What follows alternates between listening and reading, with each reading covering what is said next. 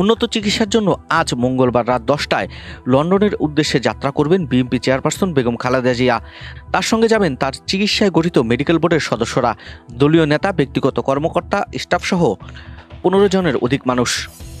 BNP চেয়ারপারসনের কার্যালয় সূত্র থেকে জানা গেছে, বেগম খালেদা জিয়ার সফরসঙ্গী হচ্ছেন তার ব্যক্তিগত চিকিৎসক ও দলের স্থায়ী কমিটির সদস্য ডক্টর AZM জাহিদ হোসেন। তিনি দীর্ঘদিন ধরে বেগম খালেদা জিয়ার ব্যক্তিগত চিকিৎসক হিসেবে দায়িত্ব পালন করে আসছেন।